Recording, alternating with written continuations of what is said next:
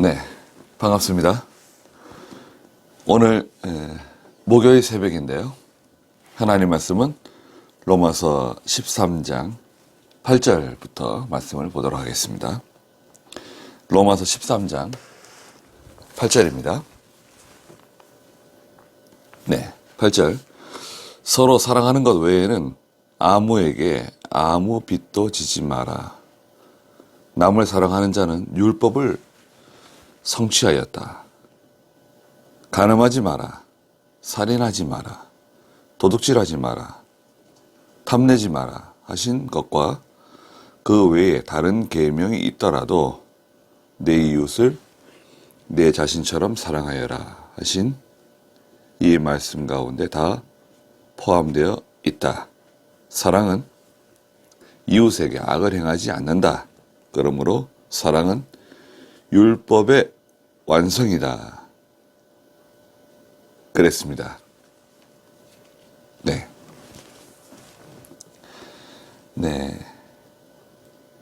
사랑에 빚진 사람인데요. 사랑에 빚을 지었다. 8절에 보니까 서로 사랑하는 것 외에는 아무에게 아무 빚도 지지 마라. 사도 바울은 로마서 1장 14절에 나는 유대인이나 헬라인이나 다 복음의 빚을 졌다고 말하고 시작하고 있죠. 로마서 1장 14절을 보시면 난 복음의 빚을 진 사람이다. 나는 헬라인이나 야마인이나 지혜 있는 자나 어리석은 자에게 다 빚진 자이다. 복음의 빚을 졌다는 거죠.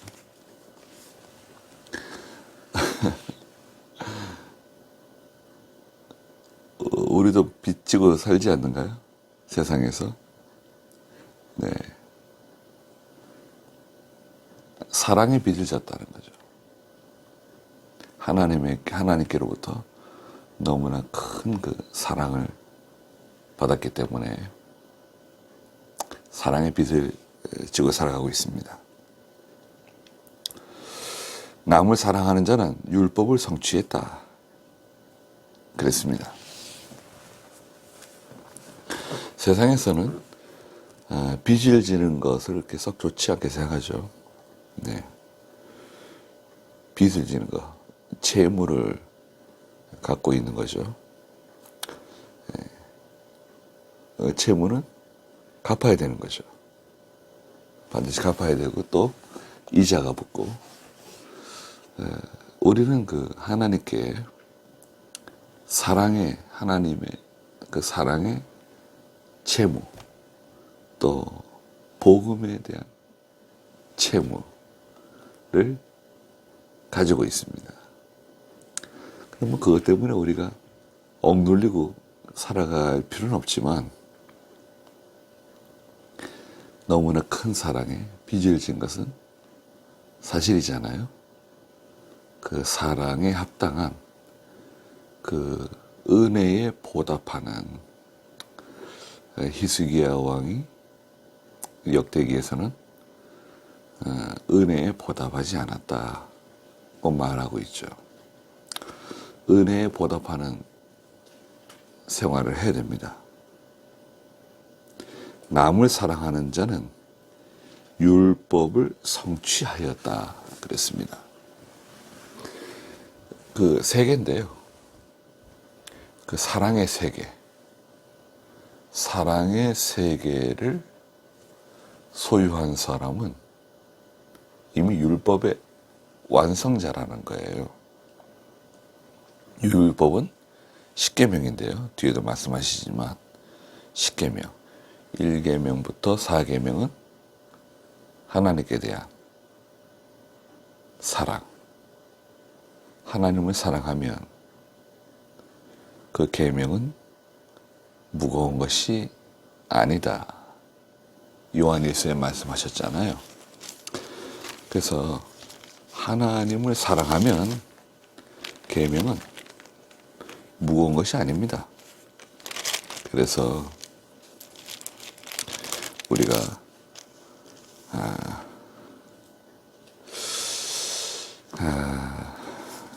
요한일서 5장에 있는데요. 5장 2절에 보면 우리가 하나님을 사랑하고 그분의 계명을 지킬 때 이것으로 우리가 하나님의 자녀를 사랑하는 줄을 안다. 하나님을 사랑하는 것은 이것이니 우리가 그분의 계명을 지키는 것이다. 그분의 계명은 무거운 것이 아니다. 왜 무겁지 않은가? 계명이 사랑하면 안 무겁다는 거예요. 할아버지나 할머니가 예전에 그 시골 같은 데서는 뭐 서울도 마찬가지지만 그 손주들을 이렇게 업고 다니시는 모습을 많이 볼 수 있었잖아요. 예전에는. 지금이야 뭐 유모차 끌고 다니지만 보자기로 포대기로 해가지고 그죠. 손주가 무거운데 무겁지 않은 거죠. 사랑하니까. 부모가 자녀를 사랑하는 것도 마찬가지죠. 무겁지 않은 겁니다. 자녀에 대한 그 책임감, 의무감, 사랑하는 마음 때문에 그것을 다 감당하고 나가는 거잖아요. 또 백성을 사랑하는 지도자라고 하면 그저 얼마나 무거운 짐이 되겠습니까? 그러나 사랑으로서 감당할 수 있는 거죠. 좋은 지도자죠. 또 성도를 사랑하는 하나님의 종, 그 사랑하는 마음으로 그 짐을 지고 가는 겁니다. 자, 사랑하게 되면 그것을 다 감당하고 이겨낼 수 있다는 거예요. 그 사랑의 빛, 하나님께 대한 사랑, 1계명부터 4계명, 또 사람에 대한 사랑, 5계명부터 10계명. 하나님께 대한 사랑 첫째는 뭔가요? 계명의 첫 번째 계명은 나 외에는 다른 신을 두지 말라는 거죠. 하나님만 섬겨라. 유일신.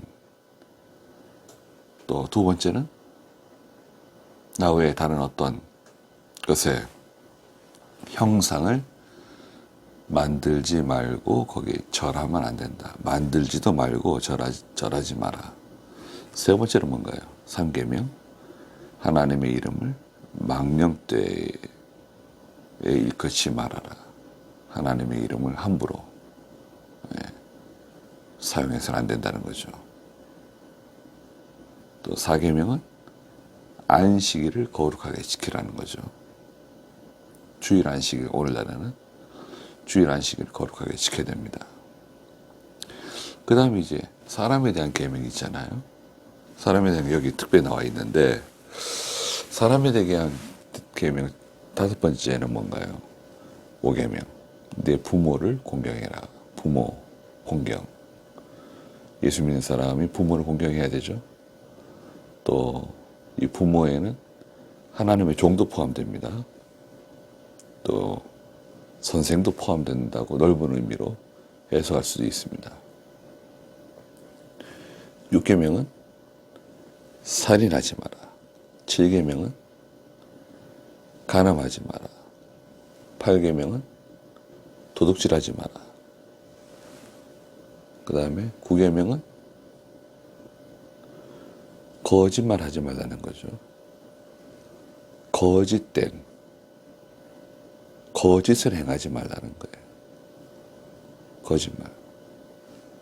10계명은 뭔가요? 10계명은 이웃의 것을 탐내지 말라는 거죠. 정당하지 않은 욕심 부리지 말라는 거예요. 자, 오늘 여기 9절에 보니까 간음하지 마라. 7계명이죠. 간음. 사랑한다고 하면 간음죄를 지을 수 없다는 거예요. 왜냐하면 간음죄를 짓게 되면 나도 하나님께 징계를 받지만 그 사람도 하나님의 징계를 받아요. 망해요. 간음죄 지으면.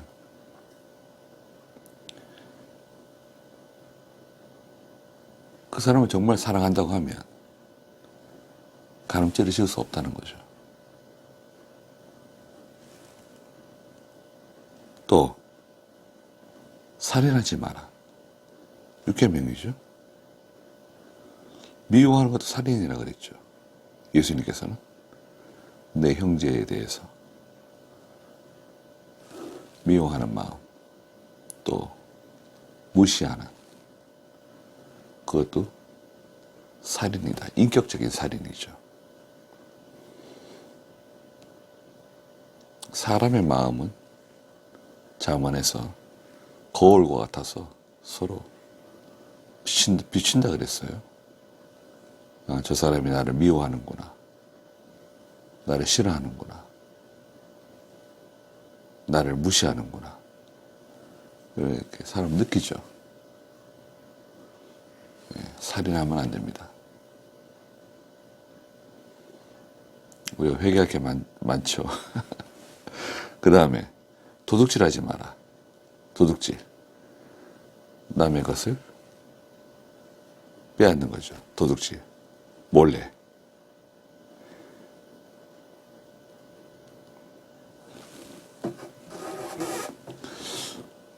마태복음 그 18장 24절부터 보면은 우리는 하나님께 1만 달란트 빚진 사람과 같다.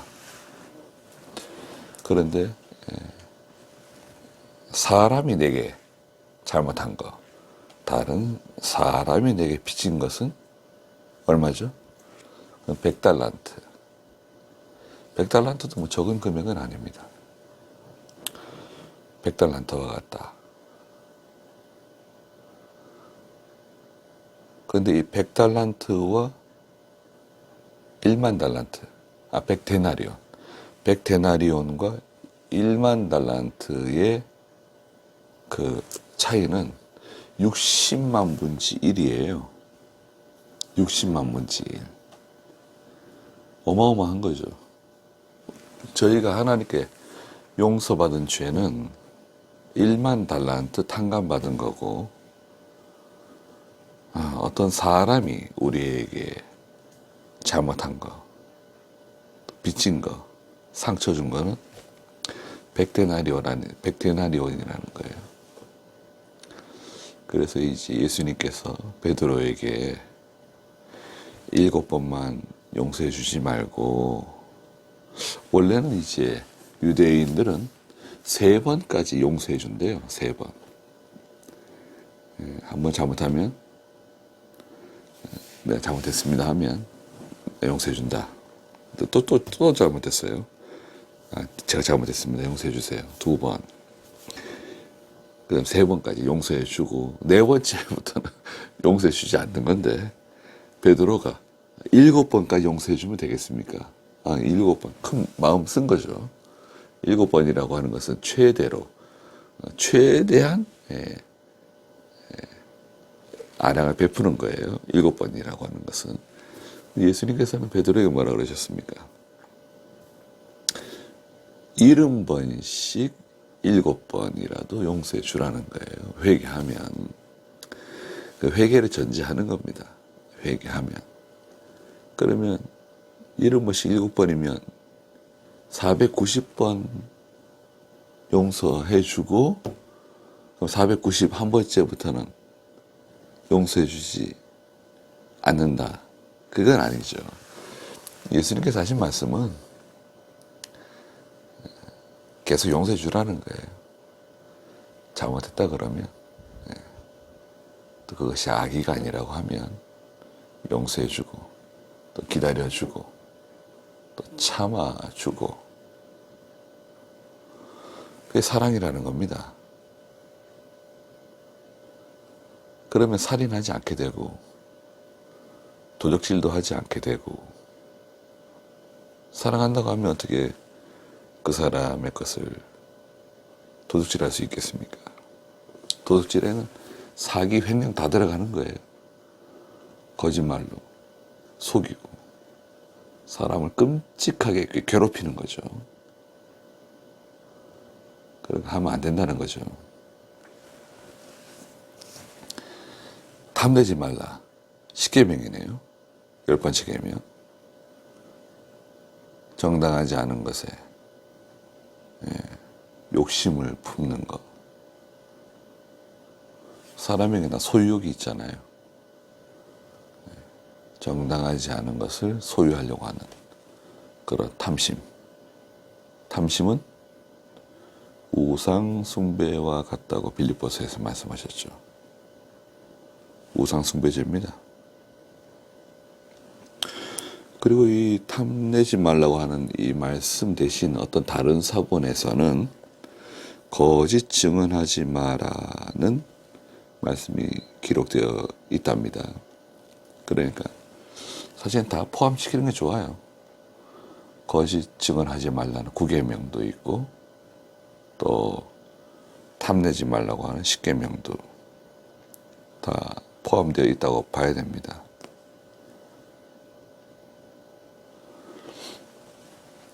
거짓말하는 거 있죠. 지옥의 불 가운데 떨어지는 사람의 인격적 특징 중에 이 거짓말 포함되어 있잖아요.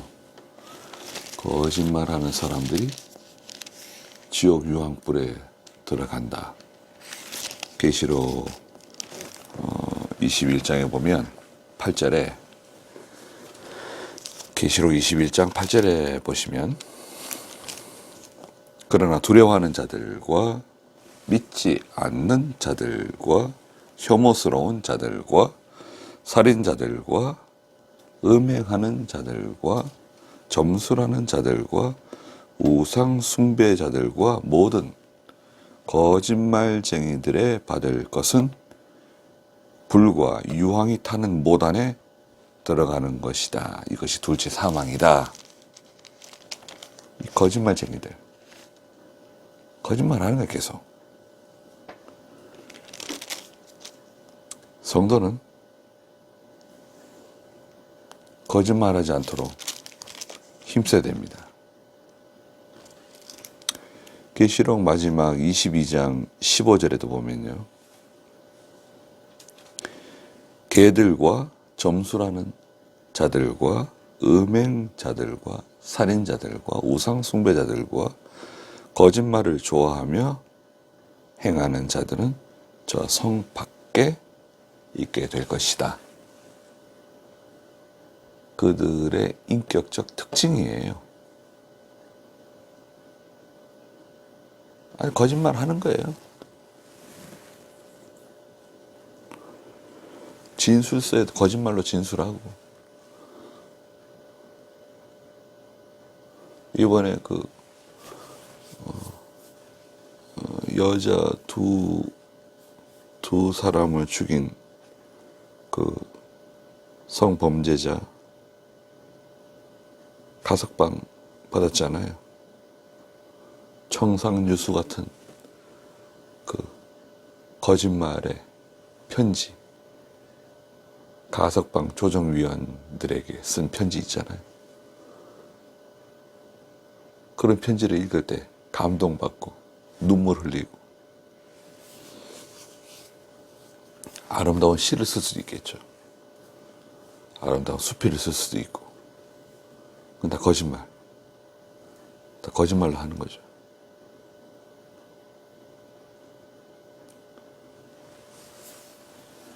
그것을 참 알아내는 건 쉽지 않습니다. 거짓말쟁이에게 누가 속아 넘어가나요? 여러분 생각해 보셨습니까? 누가 그 거짓말에 잘 속을까요? 여러분 어린 시절 한번 생각해 보십시오. 왜 내가 그 거짓말에 속았는가? 내가 왜 길을 가다가 그것을 뚫어지게 쳐다보고 있었는가? 거기에는 뭐가 있죠? 욕심이 있어서 그렇습니다. 욕심이 있으면 거짓말에 그만 속게 됩니다. 욕심이 없으면 거짓말에 흥미를 느끼지 못합니다.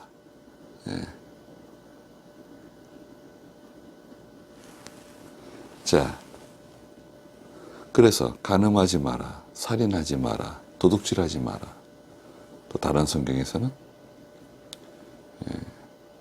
거짓 증언하지 마라, 또 탐내지 마라 하신 것과 그 외에 다른 계명이 있더라도 내 이웃을 내 자신처럼 사랑하여라 고 말씀하신 레위기 19장 18절에 있는 말씀, 내 이웃을 내 자신처럼 사랑하여라 하신 이 말씀 가운데 다 포함되어 있다. 사랑하면 이런 일을 행하지 않는다는 거예요. 고린도전서 13장은 사랑장이죠. 고린도전서 13장에서는 사랑은 무엇이냐? 사랑은 오래 참고, 사랑은 온유하고. 그런데 7절에 가면 고린도전서 13장 7절에 사랑은 무엇이냐? 사랑은 모든 것을 참으며, 참는 겁니다. 사랑은 참는 겁니다. 잘 참으세요. 그리고 모든 것을 믿으며, 믿어주는 거예요. 모든 것을 바라며 소망하는 거죠. 또 모든 것을 견딘다. 그래서 모든 것을 참는다는 말이 앞에 나왔잖아요. 참는 거. 참는 것은 그 사건, 그 경험 있잖아요. 그 시간에 경험하는 그 사건이라든지 여러 가지 일들이 있잖아요. 벌어지는 일들. 그걸 참는 거죠. 견딘다고 하는 것은, 뒤에 나오는 이 견딘다고 하는 것은 조금 다른 내용입니다. 이것은 우리 몸의 근육과 같은 겁니다. 예. 견디는 것은 인내예요. 견딜 수 있는 내성을 가지고 있어야 돼요. 잘 훈련이 된 거죠. 훈련이 돼가지고 근육이 만들어진 겁니다. 연단을 받은 성도예요. 모든 것을 참고, 모든 것을 믿고, 모든 것을 바라고, 모든 것을 견디는 것이 사랑이다. 사랑하면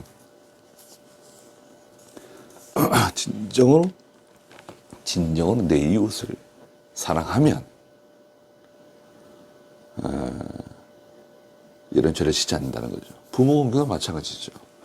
부모님을 정말 사랑하면 공경하게 되는 거죠. 자, 그래서 10절에 사랑은 이웃에게 악을 행하지 않는다. 그러므로 사랑은 율법의 완성이다.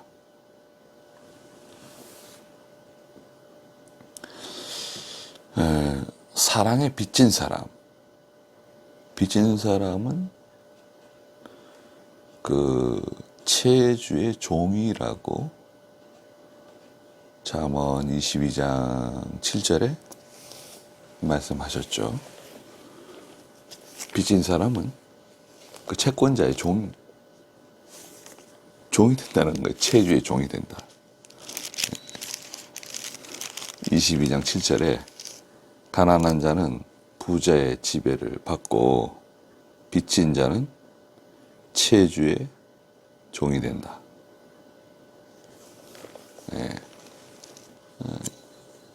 역설적으로 예수 믿는 사람은 고리대금업을 하시면 안 됩니다. 고리대금업은 믿는 성도가 하는 일이 아닙니다. 또 이제 믿는 성도가 믿는 성도에게 돈을 빌려주는 경우 있잖아요. 같은 교회 목사님을 중간에 두고 빌려줘야 됩니다. 목사님을 중간에 놓고 서로 돈을 빌려주고 또 돈을 빌리라 이거죠. 그리고 성경에는 형제에게 돈을 빌려줄 때 가능하면 이자 받지 말라고 말씀하셨어요. 빌려주는 사람은 가능한 한 이자를 받지 않으려고 그러고, 또 빌려가는 사람은 조금이라도 이자를 좀 드리려고 그러고, 그럼 좋죠. 이자를 받는다고 하면 은행 이자 정도, 그 이상은 받으면 안 될 것 같아요. 그냥 고리대금, 고리로 돈을 빌려주지 말라는 것입니다. 그것도 이제 이웃사랑에 포함되는 겁니다. 자, 사랑하는 것 외에는 아무에게도 아무 빚도 지지 마라 말씀하셨습니다. 저희들은 다 사랑에 빚진 사람들입니다. 하나님의 인애의 부채를 가지고 있는 사람. 네. 하나님의 큰 사랑의 부채를 가지고 있습니다. 그래서 어떻게 갚을 수 있을까요? 우리가 하나님을 첫째 사랑하고, 그죠? 하나님을 첫째 사랑하고, 또 믿음 안에서 형제된 사랑하는 성도들을 진정으로 사랑하고, 또 우리가 이 세상 사람들도 불쌍히 여기는 마음을 갖고, 까악한 사람도 있죠. 용서하기 힘든 사람, 가증스러운 사람. 네. 어떻게 하면 좋을까요? 세상에는 법이란 게 있습니다. 법. 법 안에서 우리가 행할 수 있죠. 예수 믿는 성도에게 성경은 바보가 되라고 말씀하지 않습니다. 마태복음 10장에서는 예수님께서 너는 이리 가운데 있는 양이다. 교회와 성도는 이리들 가운데 있는 양이에요. 그래서 성결하라고 말씀하시죠. 그 이리들과 싸우면 이길 수 있을까요? 우리가 맞짱 뜨면 이리들하고 싸워가지고 욕 잘하는 사람을 이기려면 내가 그 사람보다 욕을 더 잘해야 돼요. 싸움박질을 잘하는 사람을 이기려면 내가 그 사람을 내가 더 많이 때려야 돼요. 그건 우리하고는 잘 맞지가 않잖아요. 사기꾼을 이기기 위해서 내가 그 사람에게 또 사기를 그렇게 할 수는 없는 거잖아요. 자, 그 지혜가 필요합니다. 지혜가 필요하고, 또 세상에는 또 법이 있어요. 법을 우리가 사용할 필요가 있습니다. 우리가 스스로 원수를 갚으려고 그러지 말고 하나님께 맡길 건 맡기고, 또 법적인 이 제도 안에서 우리가 해결할 건 해결할 수 있죠. 그러나 근본적으로는 하나님을 사랑하고 믿는 성도를 사랑하고, 또 더 나아가서 모든 사람을 사랑할 수 있는, 그러기 위해서는 우리가 그런 분별력이 있어야 되겠죠. 분별력을 가져야 되고, 또 그런 거짓에 올가미에 덫에 말려들지 않기 위해서는 뭐가 없어야 된다 그랬습니까? 욕심이 없어야 돼요. 욕심이 있으면 그 올가미에 걸리고 맙니다. 네. 사랑은 이웃에게 악을 행하지 않는다. 율법의 완성이다. 기도하겠습니다. 거룩하신 하나님, 저희가 예수를 믿고 남은 여생을 사는 동안에 이웃에게 악을 행하지 않는 저희가 되게 해주시옵소서. 사랑한다고 하면 율법을 완성할 수 있다고 말씀하셨습니다. 하나님을 진정으로 사랑하는 저희가 되게 해주시고 또 이웃을, 형제를, 또 사랑하는 부모를 진정으로 사랑하는 저희가 되게 해주셔서 죄를 짓지 아니하고 거짓된 것에 속지 아니하고 영적 분별력을 사용할 수 있는 저희가 다 되게 해주시옵소서. 복음에 빚진 사람으로서 하나님의 큰 사랑에 빚진 사람으로 살아가는 은혜에 보답하는 저희가 다 되게 해주시옵소서. 예수님의 이름으로 기도드리옵나이다. 아멘.